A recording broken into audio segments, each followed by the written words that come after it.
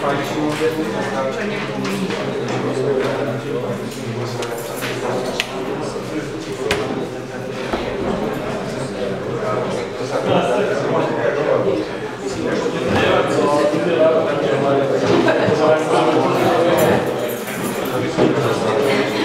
myslím si, že sme v podstate teraz kompletní.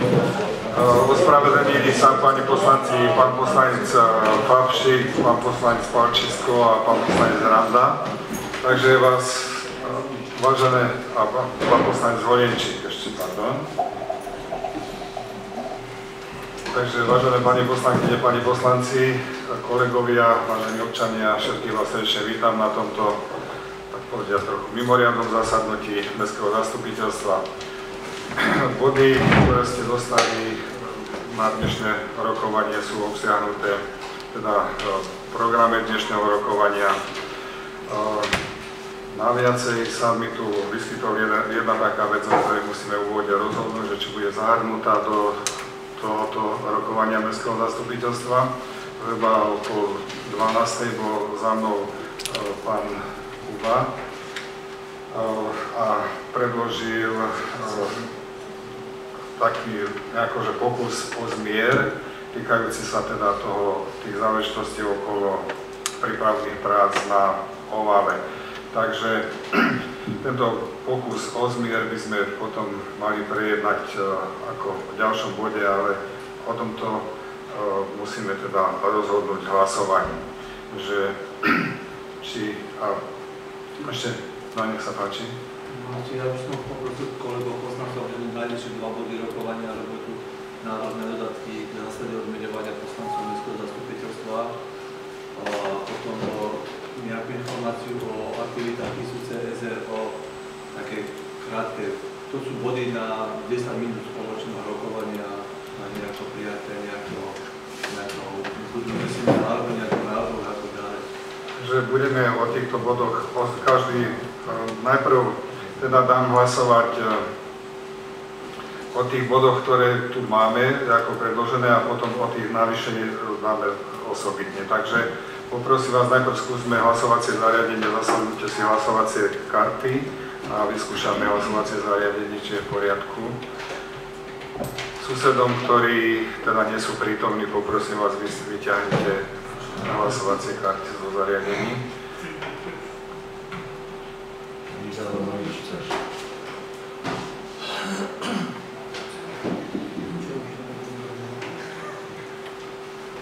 Takže zdá sa, že hlasovacie zariadenie je v poriadku, tak budeme najprv hlasovať o návrhu tých prvých 5 bodov, ktoré sú predložené do dnešného zastupiteľstva. Prosím, prezentujte sa a hlasujte o tomto návrhu.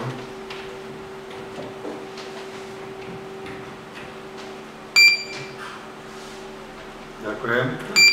Tento návrh je prijatý a teraz teda osobitne o doplnení.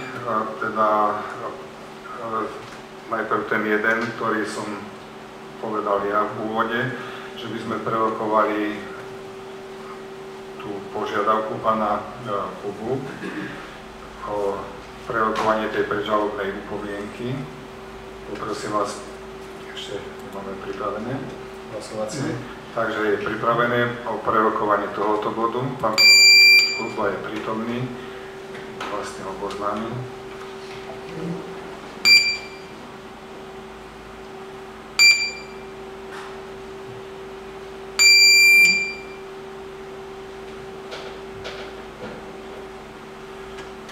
Teda o tento bod sa to rozšíri a teraz dáme to ako spoločne tie dva body, ktoré predniesol pán poslanec Godis. To znamená teda to odmeňovanie poslancov a tá informácia o nezárobky sudci. Prosím, že by sme o tomto hlasovali.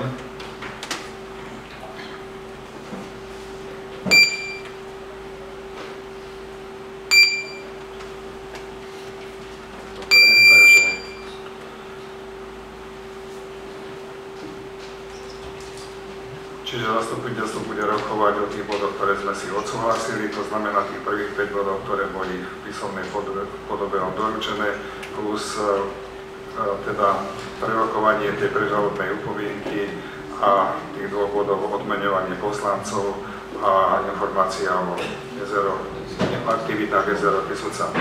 Ďakujem. Môžeme sa teda vrátiť ku konkrétnemu programu. Otvorenie bolo vykonané, voľba návrhovej komisie. A do návrhovej komisie navrhujem, že by boli zahrnutí pán poslanec Slivka, pán poslanec Štecher, pani poslankyňa Strčková. Má niekto nejaký doplňujúci alebo pozmeňujúci návrh?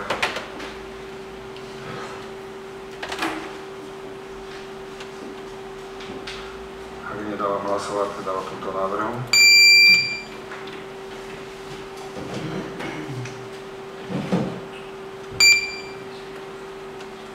Návrh je prijatý. Ako overovateľov určujem pána poslanca Poláčka a pána poslanca Šerika.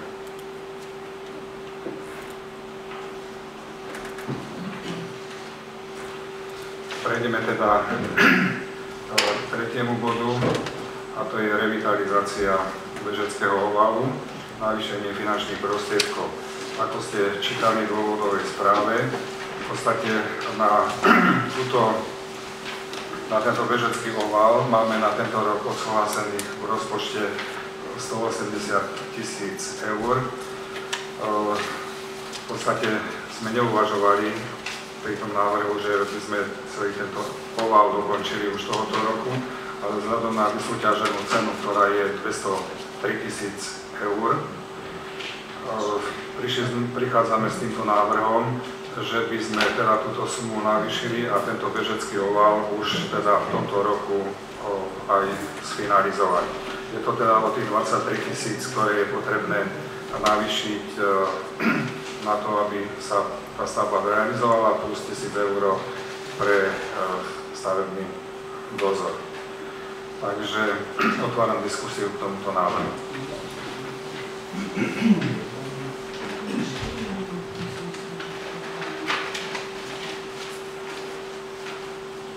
Celkové to navýšenie predstavuje sumu 24 000 eur.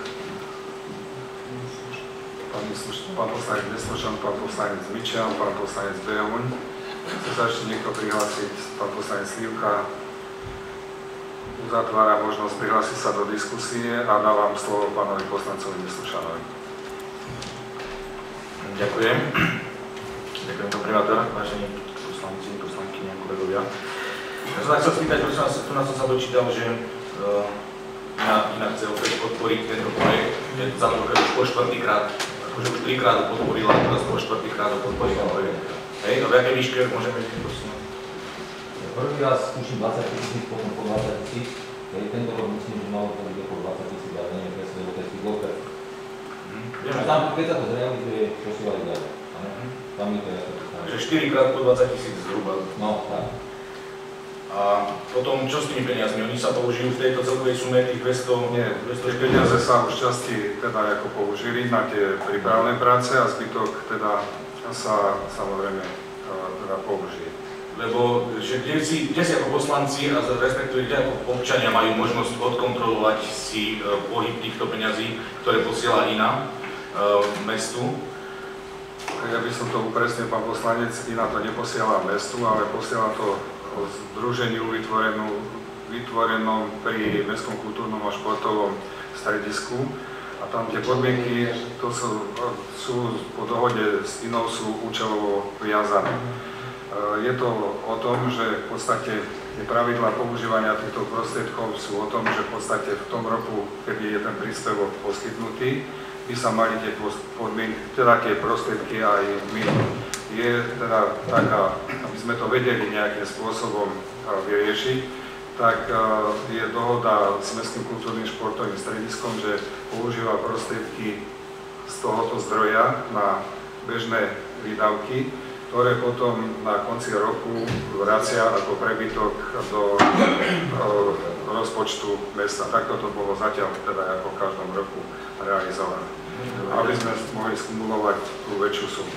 Ďakujem za vysvetlenie. Takže tieto prostriedky používa vlastne združenie pri Mestskom športovo-kultúrnom stredisku. Iná ich posiela výhradne teda na tento oval, alebo sú to určené peniaze pre všetky športy? Nie, Iná, tak to bolo na začiatku dohodnuté s pánom riaditeľom, iný ešte s predchádzajúcim, s pánom inžinierom Platkom, že tieto prostriedky budú účelovo viazané práve na ten atletický okruh. Takže pohyb týchto peniazí si kontroluje vlastne Iná. Áno, majú zastúpenie aj v tom občianskom združení, aby si to mohli teda nejako odkontrolovať. Dobre, ďakujem za vysvetlenie. Ďakujem. Nech sa páči, pán poslanec Mičian.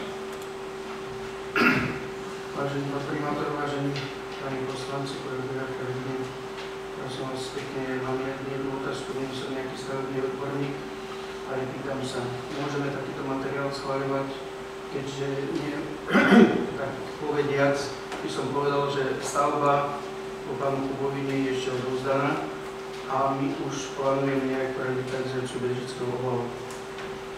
Chcem tým povedať, že teda pán Kuba neodovzdal stavbu, a pokiaľ nie je prevzatá, a jednoducho by sme tento materiál ani nemali nejakým spôsobom schváľovať. Alebo ak teda súhlasí, že môžeme na túto stavbu pracovať, potom nám odovzdať.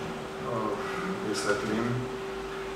Samozrejme, pán Kuba má právo dať návrh na nejaké predbežné opatrenie, pretože by sme ešte túto stavbu, tak povedať, nevysporiadali. Alebo vysporiadali sme ju len o medziach tých, ktoré tu boli ako v zastupiteľstve odsúhlasené. Ináč ale táto stavba, aj tie peniaze, ktoré boli teda zaplatené, bolo veľmi potrebný odovzdávací protokol stavby.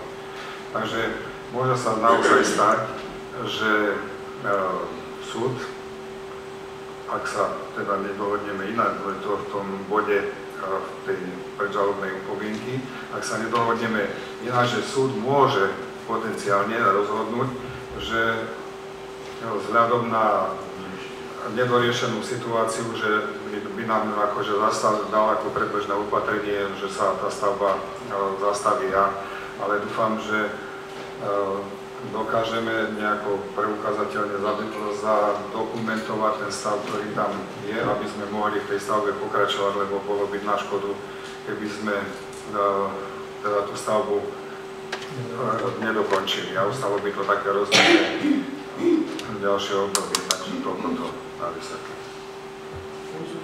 Poprosil, aby sme dali možnosť vyjadriť sa aj panu staviteľovi ten predbežný súhlas, nakoľko by sme vedeli teda, či môžeme tejto revitalizácii pokračovať aj tu. Ja hovorím znovu, je to o tom, že pán Kuba deklaroval, že on, pokiaľ nebudeme reagovať na tú predžalobnú upomienku, teda v rámci uspokojenia jeho teda tejto pohľadávky, takže nás vyzval, že aby sme v tej stavbe nepokračovali. Ale to je teda, musím objektívne povedať, že to je ako z jeho strany výzva, ale o tom by musel v konečnom dôsledku rozhodnúť súd, že či by tú stavbu, teda, či by tu jeho požiadavku akceptoval, alebo nie. Pretože máme tu ten odovzdávací protokol. Faktická poznámka, pán Poláček a pán Nesluša, nech sa páči. Dobrý deň. Ja by som iba toľko, že už konečne uzavrime túto kapitolu, navýšme tie prostriedky, sa to už spraví, lebo to nie je len pre tých bežcov a pre týchto, tam aj fotbal, aj všetko toto súvisí s tým, že trpí to, lebo je to fakt pravda, že keď aj tá lopta zabehne, tak to, ja sa vám nezvedie nejaký úraz. Ja som za to, aby sa to navýšilo. Ďakujem, pán poslanec Nesluša, nech sa páči. Len v krátkosti, máme zápisnicu zo zasadania, kde je uvedené na otázku kolegu poslanca, že či sa môže pokračovať počas súdneho sporu. V zápisnici je napísané, kde sa vyjadrila pani Jureková, že stavba môže bez problémov pokračovať aj ďalej. Nie je dôvod, prečo by tá stavba pokračovať nemala. Takže stavať sa môže, preto to stavenisko nie je žiaden artefakt, ktorý by slúžil ako nejaký dôkazový materiál pre súd v takom konaní, pretože tam sa niečo odstraňovalo, tam nie je čo kontrolovať. Tam sú veci, ktoré tam nie sú, ktoré tam nefigurujú, takže tá stavba jednoznačne by mala pokračovať a hovorím, že je to už aj v uznesení, že v stavbe sa môže pokračovať. Dobre, jak by sa chcel, nevidím na pán. Dobre. To je váš bod. Dobre. Pán poslanec Behuň, nech sa páči. Ďakujem za slovo. Firma iná nerozdáva, jak ste si všimli, peniaze hoci kde a kde komu. Môžeme byť jedine radi, že táto firma nám poskytne a nie jedenkrát poskytne tie peniaze. Tak ja by som bol rád a vyzval by som vás všetkých, keď môžeme tú stavbu dokončiť, tak dokončíme, navýšme to a realizujme ju celú, tak ako je to v tomto návrhu. Ďakujem. Ďakujem pekne. Pán poslanec Slivka ešte. Ja som si pripravil takú rozbor tej zmluvy, ale nejdem to čítať ani rozoberať, lebo to by sme sa nikdy nedostali. Som rád za tie podporné stanoviska vaše. Priznám sa, že už je to únavné. A nielen pre tých 200, ktorých ja trénujem, ale celkovo, ja som tam dnes bol, ja som to tam nachodil. Tá bezpečnosť tam, treba to vyriešiť jednoducho. A to, že nie je žiadna stavba, tam nie je nič označené, žiadna stavba, nie je žiadne stavenisko, nič. To je ako keby ukončené, áno. A je to zaplatené podľa zmluvy, zotovenie za dohodnutú cenu, je to zaplatené, keď sú navyše práce, je to nasúdenie, sú rozhodne, ale nie je zastavovať stavbu. Tým my nič nevyriešime. Predstavme si, že by to rok nastalo, to bola pre katastrofa, na budúci rok budeme robiť umelú trávu, tak čo by to tam bolo? No, ja som, prosím vás pekne, ukončíme rozprávu, odhlasujeme 5 prostriedky asi na tej strane, a k tomu fandíte a nech to ide. Ďakujem. Ideálne podmienky, ešte teraz sú ideálne podmienky na to, aby sa to spravilo. Prázdniny, môžu nasadiť stroje a ísť. Ďakujem. Keďže nikto už nie je prihlásený do diskusie, dávam hlasovať o predloženom návrhu. Prosím, prezentujte sa a hlasujte.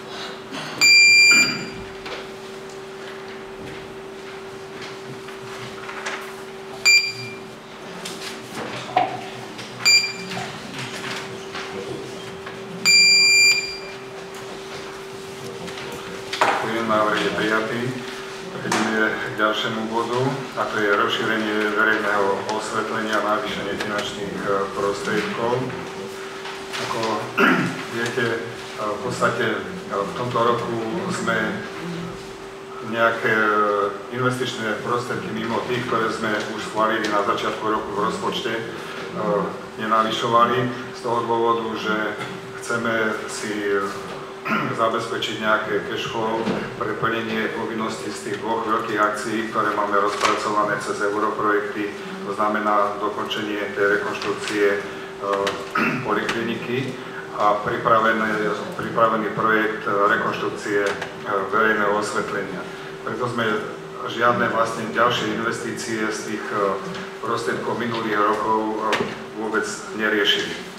Ale vzhľadom k tomu, že na niektorých uliciach sú to len také vlastne dve svetlá, ktoré už dlhší čas ako si chýbajú tým ľuďom a neriešili sme to, tak chceme už predtým, ako zrealizujeme celé to verejné osvetlenie, že by sme tam doriešili aj tieto body na týchto uliciach. Jedná sa o ulicu Dolinský potok, Litovelská, Urbanova. Celkové navýšenie, tam bolo v rozpočte niečo schválené, ale keďže chceme to teda urobiť kompletne, tak ešte tam potrebujeme navýšiť ďalšie 4300 eur. Otváram diskusiu k tomuto návrhu. Prihlásil sa pán poslanec Behuň. Asi chcel pán poslanec Mihalda sa tiež prihlásiť. Pán poslanec Mihalda, chce sa ešte niekto prihlásiť do diskusie? Dobre, pán poslanec Bičian, chce sa ešte niekto prihlásiť? Ak nie, uzatváram túto možnosť a dávam slovo pánovi poslancovi Behuňovi, nech sa páči. Ďakujem za slovo. Nielen nie je jasné, že návrhu na uznesenie je 4300 eur a v dôvodovej správe sú 7 lán v podstate za 6600 plus 2700. To je rozdielna suma.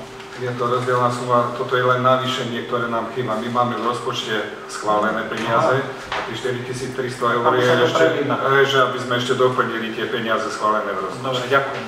Ďakujem, pán poslanec Mihalda, nech sa páči.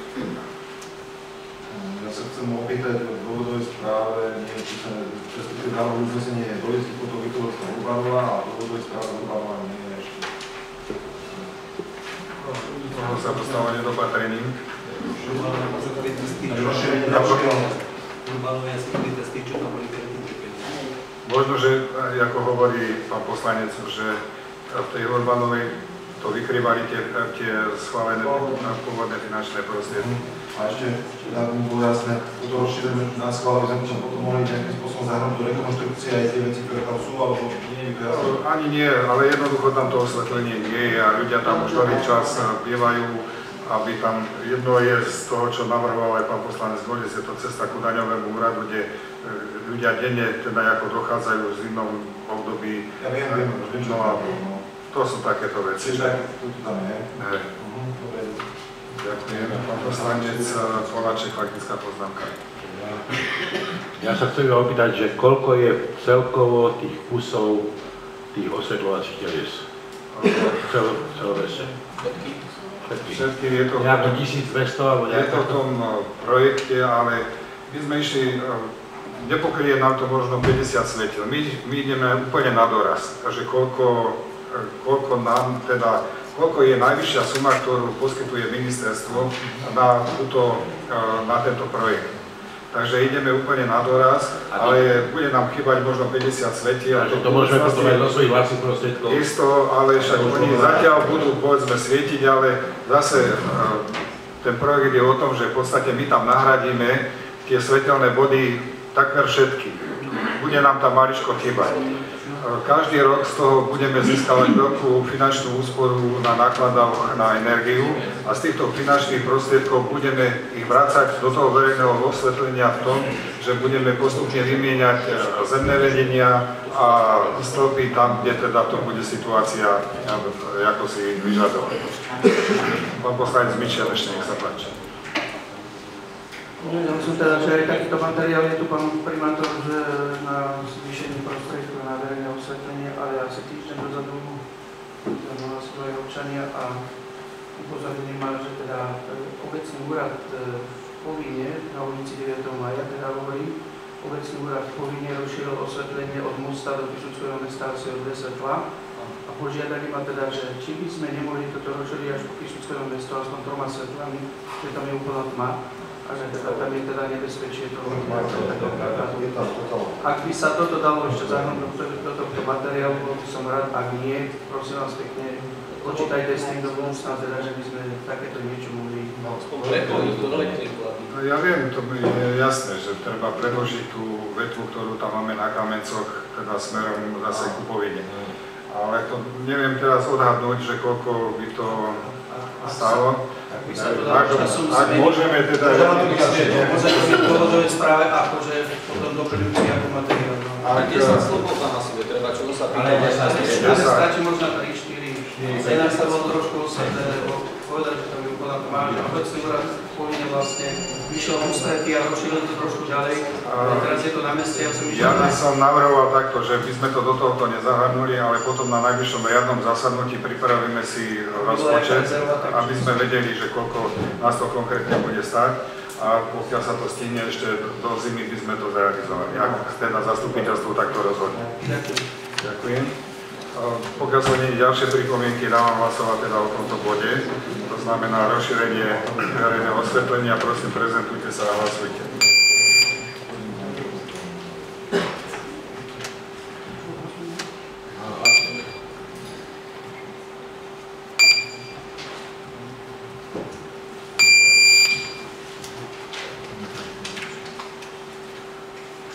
Ďakujem pekne, návrh je prijatý. Môžeme prejsť k ďalšiemu bodu. A to je rekonštrukcia verejného osvetlenia a navýšenie finančných prostriedkov. My sme tu už teda v minulosti schvaľovali finančné prostriedky, tak ako ich máte uvedené v dôvodovej správe. Sme si schválili finančné prostriedky teda ako spolúčasť na viete, že 80% nákladov, pokiaľ sú to europrojekty, hradí Európska únia, 15% z prostriedkov vlády a 5% hradí mesto. Takže tam je to, vzhľadom na ten predpokladaný náklad, sme cca to odhadli na tých 40 000, že je tá spolúčasť, projektová dokumentácia, ktorú sme si už odsúhlasili, teda tá je za 13 120, implementácia a manažment za 14 000.